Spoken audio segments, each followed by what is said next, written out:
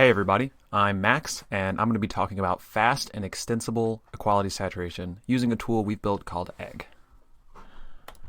And right from the get-go, EGG stands for eGraphs Good. So hopefully by the end of the talk, you'll understand what an eGraph is, and you'll agree with me that they are super cool. So let's get started. Basically, I want to put the whole talk up front in one slide. So we're going to start with a little background on eGraphs and equality saturation, and why these are really cool data structure and technique to build term rewriting systems, whether you want to build an optimizer or an equivalence checker or what have you. And then we're going to talk about our two big contributions in this work, which are deferred invariant maintenance, which is a way to make equality saturation faster by amortizing some of the work that you have to do to maintain the data structure invariance of the eGraph. And the second is called E-class analyses, and this is a technique that makes equality saturation more extensible. And we'll see a little bit more about that later. And then finally, I want to talk about EGG, which is the tool that we built that reifies these techniques. And it's a really cool tool. It makes it really fast and easy to get started with eGraphs and equality saturation. And a lot of people have been building on it. And I want to show you some of the case studies that have been using EGG to do some cool stuff.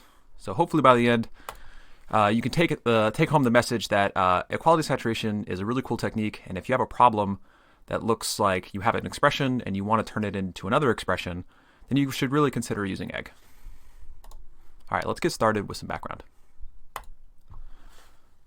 Term rewriting is the bread and butter of a lot of the things we do in programming languages, whether it's optimization, where you want to turn one term into an equivalent but better term, or equivalence checking, wherein you have two terms and you want to check whether they're equivalent. And for both of these problems, you can solve it by rewriting it. You can either rewrite a term into a better term, or you can try to rewrite the terms into each other or into some identical term to prove that they are equivalent. Now, no matter what you're doing with rewrites, there will be some useful rewrites that will help you get done whatever you're trying to get done, and there will be some less useful rewrites. Now, I've put these rewrites here labeled useful and not so useful, but these labels are only useful for this particular problem. Here we're trying to rewrite a times 2 divided by 2 into a. Now, on the left-hand side, these are the exact rules that you will need to actually perform this rewriting, and we'll walk through that in a second. But the right-hand side rules are not going to be useful to this, and these will present some pitfalls that rewriting can possibly get you in, and we'll see those after we talk about the happy path. So if things are going right and you have the exact right rewrite rules in the exact right order as I've written them, then you can do the following. So you can apply a rewrite rule by looking for the left-hand side in the term, and that'll generate a substitution. And you can apply that substitution to the right-hand side to get a new subterm. So here we're reassociating multiplication with division, and that puts the 2 divided by 2 together, and then we can cancel that out with a second rule. Note that this rule is actually unsound in general. X divided by x depends on the fact that x is non-zero, and we'll come back to that later in the talk. But it works fine in this case because 2 is non-zero, and then we can cancel out the multiplication by 1 using this final identity. And we're good. So let's look at some of these not so useful rewrite rules. So let's focus on the first one. This is a kind of a classic strength reduction rewrite. We're changing from a rather expensive, relatively expensive multiplication to a much cheaper bit shift by 1. Now this is something that you're going to want your compiler to do because bit shifts are really fast. But in this case, it's going to not be the right thing. It'll work. It's still semantically equivalent, but we're kind of stuck. We can't go any further here because we've lost the opportunity to see that the 2 divided by 2 could be canceled. Another thing that can kind of go wrong with certain kind of rewrites is you can get stuck in a loop. So here we have we're considering the commutativity of multiplication. And we can, of course, apply that once, and we can apply it again. And here we get stuck in a loop because we're back to our original term. And so if you're not careful, you can get stuck in an infinite loop with these rewrites that don't move you along in some particular direction. Now, there are techniques to address this by completing the rewrite system or normalizing it, or descending according to some sort of order, but we're going to talk about equality saturation and how it handles this in a different way. And finally, you can not only get stuck in a loop, but you could build an infinite size term. So here we're rewriting a to a times 1 using the final identity, and of course you can keep doing this and build an infinite size term, which is no good. So like I said, these rules present pitfalls in general for equality saturation, but they might be critical in some cases, right? The first one is more obvious. This is a rewrite that you will want to do when you want to use cheaper operations like bit shift. But the second two might be important for enabling other rules. You might need to commute something or add that multiply one in order for some other really important rule to match. So this kind of begs the question, which rewrite are you supposed to apply when? And there's a lot of strategies for doing this, but what we're going to talk about today is equality saturation, which is basically a technique that says you can apply all of them all of the time, simultaneously. And this avoids the problem of rewrite choice or phase ordering, as it's referred to in compilers literature. And so this simultaneous rewriting is sounds really, really expensive, but we'll see how the egraph data structure allows you to do this relatively efficiently and compactly. So like I said, this is equality saturation. This is the technique that was presented by Ross Tate and his colleagues in POPL 2009. And our two key contributions on top of equality saturation are going to make it faster, and that's going to be using the deferred invariant maintenance that we're going to talk about next, and more flexible, and that's going to be using E-class analyses that we'll get to later. But before we talk more about equality saturation, let's talk about egraphs, which are the data structure that underlie equality saturation.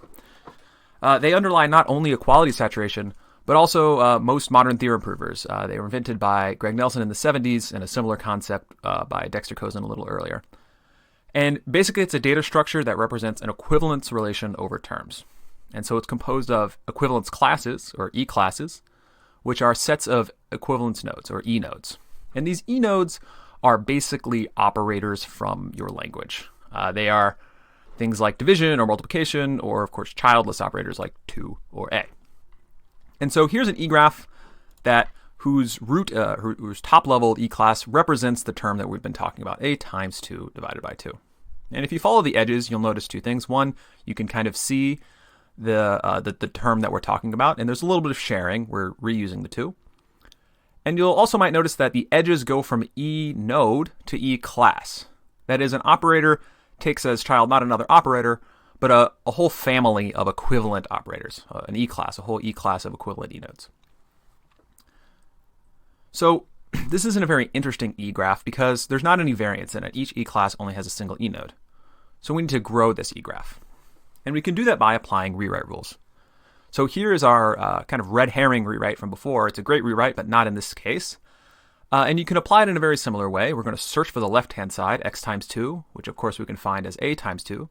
And that generates a substitution, binding a to x. And we can apply that to the right-hand side. And instead of destructively rewriting, like you would do in a normal term rewriter, we're going to instead add this right into the same E class as a times 2. So we're adding this shift operator into the same E class as the times operator because these are the equivalent subterms.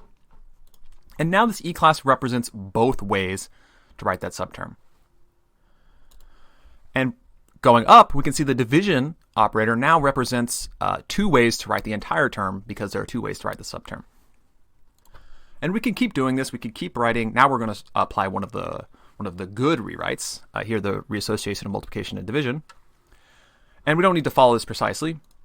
But one thing that I would like to show off is that you can apply these final 2 rewrites, which are the cancellation and the identity. And notice that these don't actually add any more E nodes. You can see they're all gray because they were in the previous E graph. But what it does do is decrease the number of E classes. So we've actually shrank the E graph, but we've added more information where there are more equivalences, more equivalent terms stored in the E graph. In fact, there's an infinite number. This top E class, this funny shaped one, which actually has our division node in it, represents the infinite set of terms a times 1, a times 1 times 1, and that's because there's a cycle here. This division, this multiply operator's left child is actually the E class which contains it. So that's pretty neat. Another thing that E-graphs can do is saturate. And what this means is that if you keep applying these rewrite rules, you may get to a point where you're not adding any more information to the E-graph. So if you kept applying these rewrite rules, the E-graph wouldn't grow anymore. You wouldn't add any more E-nodes, or you wouldn't be adding any more E-classes. And this is called saturation. And what this means is that you've effectively learned everything that you could possibly derive from the axioms that you've been using as rewrites.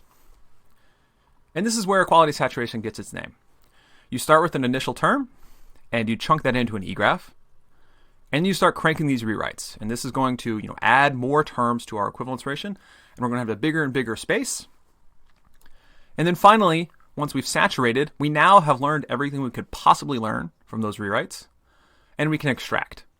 Now, extraction is a procedure that we're not going to get into in this talk, which basically allows you to, from a specific E-class, the one that contains your initial term, pick out the best represented term according to some cost function. So now there's a lot of ways to extract. Like I said, we're not going to get into it, but suffice it to say, you basically pick one E-node for each E-class, and that gives you the term that you're interested in.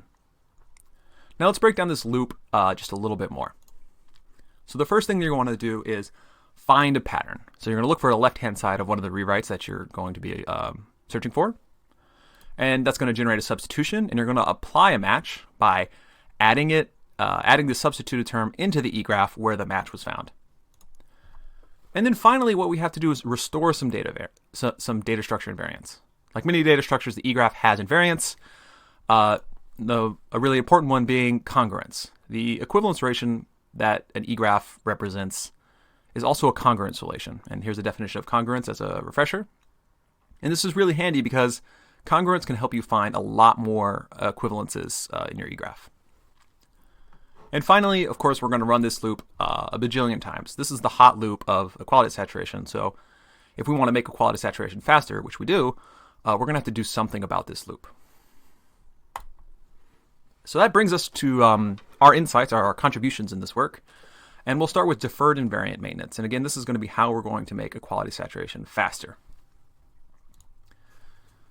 But first, let's come back to equality saturation, and let's look at it as pseudocode. So I'm going to write some pseudocode up here, and it's important to actually follow this line by line because there are some interesting things to look at.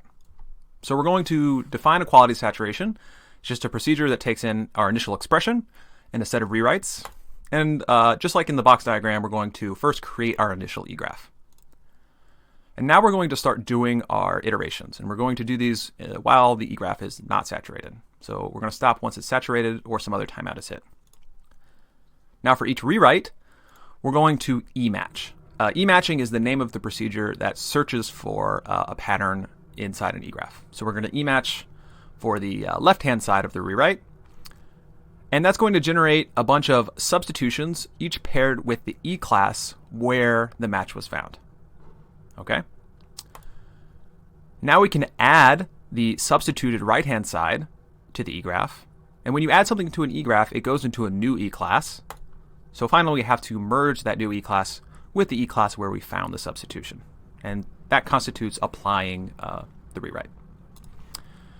So we can do that over and over until finally we can saturate and then return the extracted best term. Okay, so let's highlight some parts of interest here. First, there's the e-matching part is where we're principally reading the egraph. This is where we're searching the egraph. We're not modifying it though, and we're finding the substitutions. And then for each substitution we're finding, we're doing a little bit of writing. We're adding a new term and we're combining e-classes, which is of course modifying the egraph. And whenever you modify a data structure, you have to make sure to restore the data structure invariance, principally congruence in an egraph. And so each of add and merge is going to have to do a little bit of work to make sure that those invariants are maintained. And so what can we say about this equality saturation pseudocode? Well, one thing that you might observe is that rewrites are actually ordered, which might feel unintuitive, but the way equality saturation is structured, as I've shown, rewrites earlier in the list can affect what rewrites later in the list might find. And that's because they can apply and add new things to the egraph, and then the later ones might see that. Another characteristic of this structure is that the reading and writing is interleaved. We're constantly alternating between searching the egraph and modifying it, which means we have to keep restoring those invariants because these modification procedures must restore the invariants. Otherwise, the egraph is in a broken state because we're about to read it. Now, egg does something a little bit different. Most of this code is the same, but I'm going to highlight the different parts. First of all, we group all of the reading together. So in a single equality saturation iteration, all of the reading for all of the rewrites is done in one place. And notice we haven't modified the egraph yet. So basically for each rewrite, we're e-matching, finding all of the match substitutions, and we're just putting those into a list. We're not touching the egraph yet. Now, once we have all of those, we've done all the reading we want. Now we can do the writing. So for each of those matches, we're going to do basically the same thing. We're going to add the substituted right-hand side and then combine that new E-class with the E-class where we are, where we found the left-hand side. And then later on, we have this procedure called rebuild. And what this is doing is actually allowing us to break invariance during this writing phase. So in egg's world, egraph add and egraph merge don't respect the data structure invariance. The client is actually responsible for manually restoring the data structure invariance by calling this rebuild procedure. But when you're using equality saturation, which egg provides for you, this is done once per iteration automatically. So we're deferring invariant maintenance instead from every merge or every add to once per equality saturation iteration, which is many, many, many fewer times. Another side effect of this change is that the read phase is easy to parallel. It's not easy to parallelize. It's all grouped together now, so if you wanted to parallelize by rewrite, that's rather trivial. And so this is what we call deferred invariant maintenance. And coming back to our box diagram, the way things look now are we find all patterns, okay? And then we apply all of the matches. So instead of finding these one at a time, we can now do all of them. And remember, in this bottom part where we're applying all matches, we're allowing the invariants to be broken. So instead of restoring them immediately, we apply all of the matches, and then we restore all of the invariants at once. Okay? And what's actually happening in this invariant restoration looks a lot like the congruence closure algorithm presented by Downey, Sethi, and Tarjan in 1980. And the innovation here is not so much how we're performing congruence closure, because that's one of the things that an egraph has to do, but when. We're deferring it until we're done with all of the mutating operations we want to do in that equality saturation iteration. So is this faster? Yes. So what we're looking at here is the benchmarks in the egg test suite, so 1 dot per test. And if the dot is below the line, then egg's approach is faster. So what are we looking at here? The x-axis is the time it takes in the rebuild every merge paradigm. Rebuilding every merge is basically the conventional way, where you're restoring invariants every time you combine two E-classes. And we compare this to the y-axis, which is rebuilding once per iteration. This is the deferred schema that egg uses by default. And so as you can see, these dots are well below the line, indicating that we're spending a lot less time performing congruence maintenance. That's what we're measuring here. So we can look at the same data another way, and hopefully maybe it'll be a little bit more clear. These are the same egg test suites, and what we're measuring here on the x-axis is the tests as they are applying rewrites. So dots further to the right are applying more rewrites, and then the y-axis is indicating what the total speed up is relative to the conventional approach. So the speed up of egg's approach using deferred invariant maintenance versus the conventional approach of maintaining it all the time. So this dot you can see is at the height of 30x, indicating at the very end it's 30x faster than the conventional approach. And what the lines behind these dots are showing you is this is as this test is proceeding.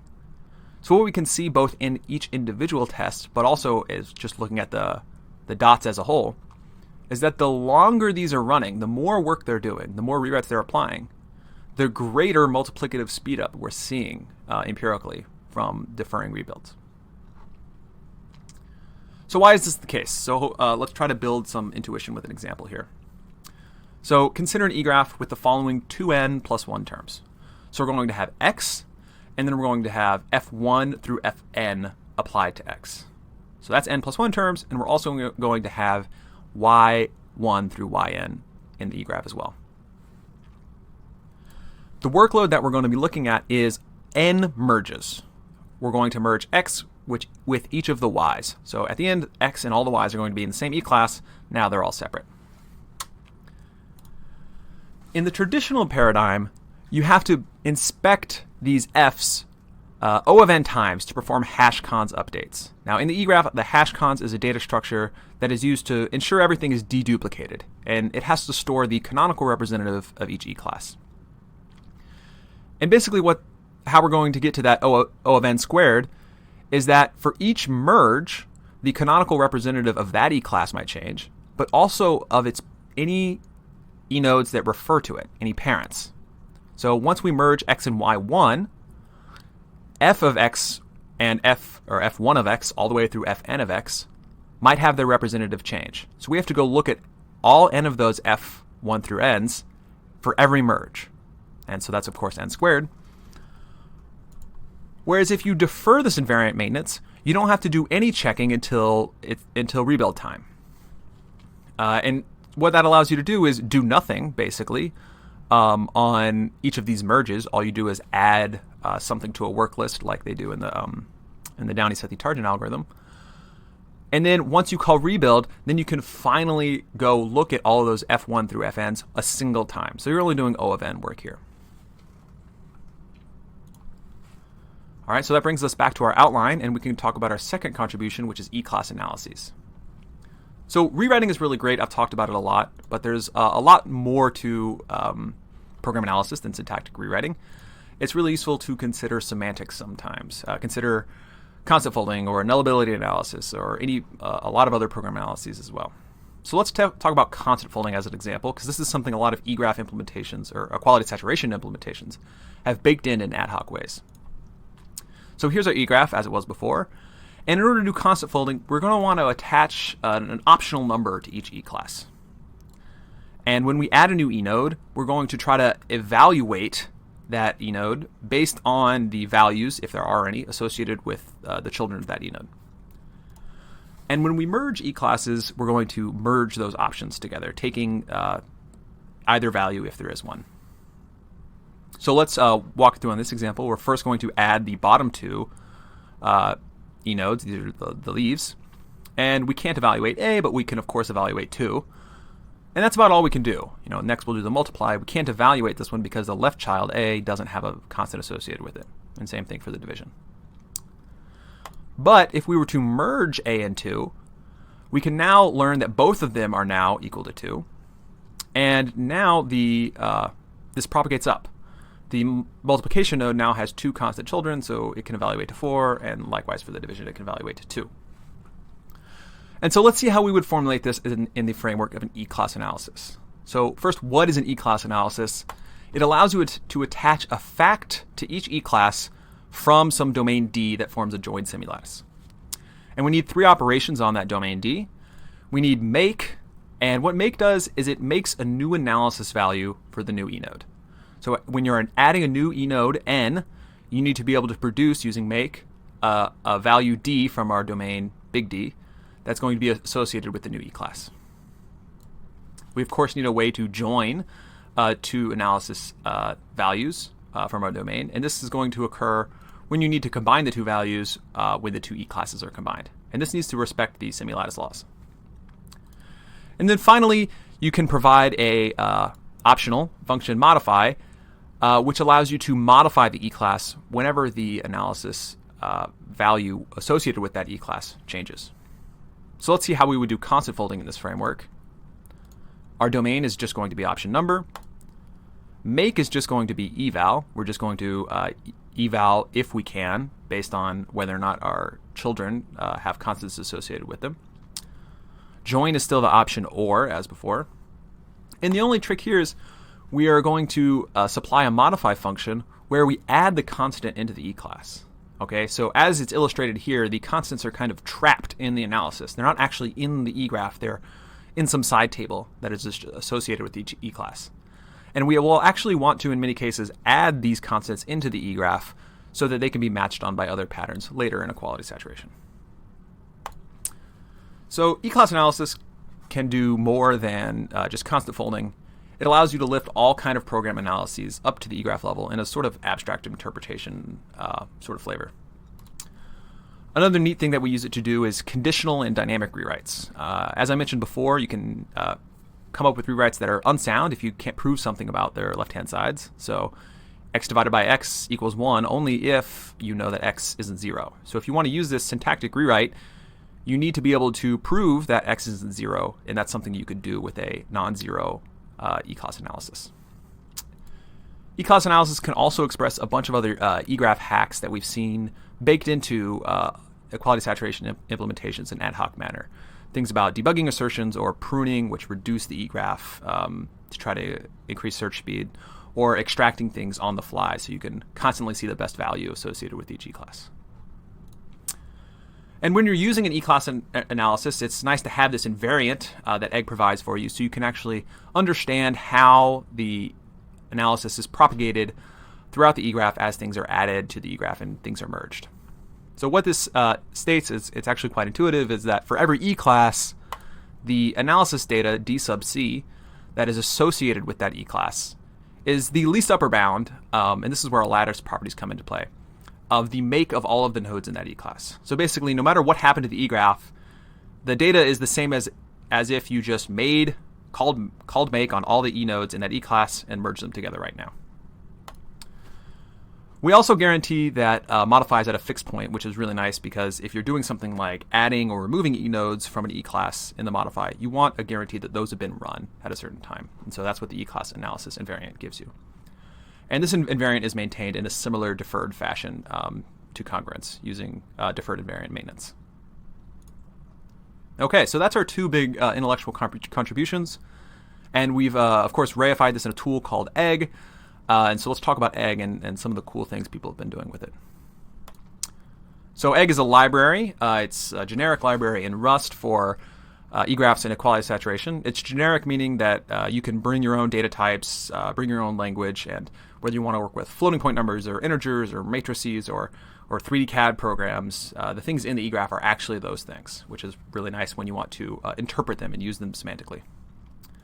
It's packaged and documented. There's a tutorial online. And it's pretty easy to get started using it, and people are building some cool stuff with it. And they are using some, aside from the two contributions that I mentioned, there are some really nice features in egg that make it easy to use and easy to use performantly. So some of these features are, there's a pre-made customizable equality saturation outer loop. This is basically the loop that I showed you on the slide, but it comes with some extra features like logging and saturation checking, and rule scheduling is actually worth mentioning. One thing that we found that empirically works really well is limiting rewrite rules that apply way too many times. This can help prevent the search space from exploding, and empirically we found it's really good. You can also use custom rewrites. This is where you have a left-hand side that's syntactic, but a right-hand side that is computed at application time. This can allow you to do all sorts of crazy things, like even invoke a solver to figure out what the right-hand side should be for that rewrite, given a particular substitution from the left-hand side. And batch simplification. This allows you to run equality saturation on multiple terms simultaneously. And if those terms have similar structure, you can see a big speed up this way. So some folks that have been using egg, Herbie is a project that improves the accuracy of floating point expressions. The simplification portion of Herbie got over 3,000 times faster, taking it from a huge bottleneck to almost non-existent in their runtime, which is a big win. The Spores project is comparing with SystemML, that's an Apache project, to optimize linear algebra kernels, and it's up to 1.2 to 5x better in terms of the performance of those kernels. We've got an ongoing project that is using it to optimize deep learning compute graphs. And it's not only performing better than the state-of-the-art search procedure, but 48 times faster. So we have a search procedure now that would be fast enough to ship in an actual compiler, which is really neat. And in a totally different domain, the Selinsky project used it for CAD synthesis, and that allowed it to have a really large eval with very small synthesis time. There's a lot of other domains that are using it, and a really cool thing is that each of these domains is using a really a feature that is unique to egg. So Herbie is using the batching feature. Spores is heavily using E-class analyses. The ML compute graph is actually just using the fact that the library is generic. It has to call into a C++ library, and that's something that you could do from inside a rewrite, which is nice. And Selinsky invokes a solver in its rewrites, so it's using those dynamic rewrite features quite heavily. So that's egg. Hopefully you're convinced that E-graphs are good now. Again, our take-home message is that if you have a problem with an expression on the left-hand side and you want to turn it into something better or figure out if two expressions are equal, you should really consider using equality saturation or egg. There's a website with more information. Thanks for listening.